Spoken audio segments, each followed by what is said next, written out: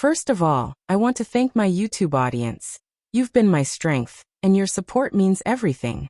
If you haven't already, please subscribe to my channel, so we can continue this journey together. I'll never forget the moment my phone went silent. Not a quiet that comes from bad service, but the kind of silence that feels intentional, calculated. 1 minute, her messages came in like clockwork. Don't forget dinner. Drive safe. Love you. Then without warning, they stopped. No replies. No calls returned. My wife of 8 years had cut me off. And in that silence, something darker stirred. At first, I told myself she was busy. Work, errands, exhaustion. I had a list of excuses ready to defend her absence.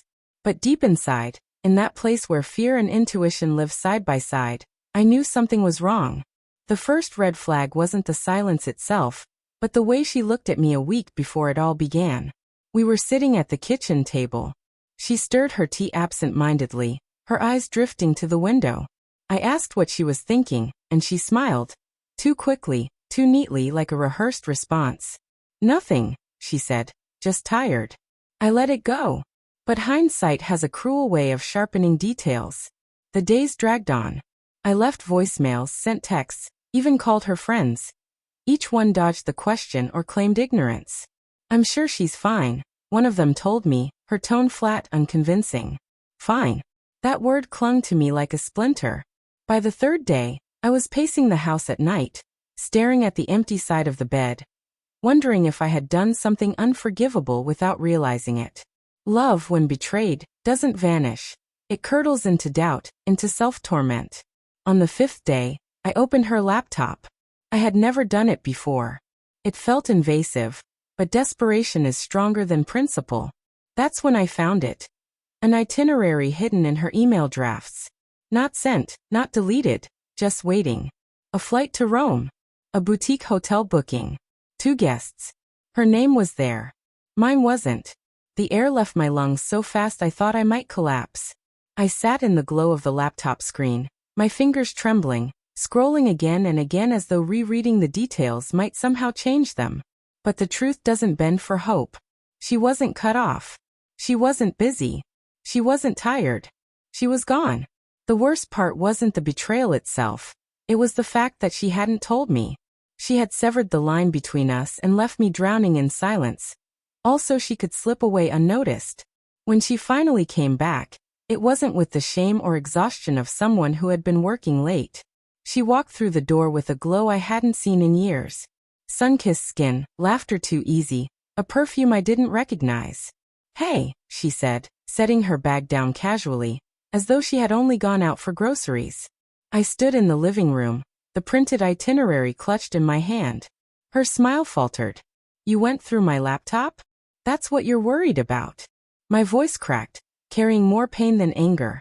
Not the fact that you disappeared without a word.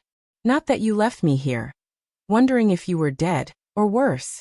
She sighed, a sound heavy with resignation rather than guilt. It wasn't like that. Then what was it? I asked. Her silence was the kind that confessed more than words ever could. We argued that night, voices echoing against the walls of the home we built together. She claimed she needed space, that she felt suffocated, that she wanted to remember who she was without me. By running off with someone else? I asked, my throat burning. She didn't deny it. Her eyes glistened, and for a moment, I almost believed the tears were for me.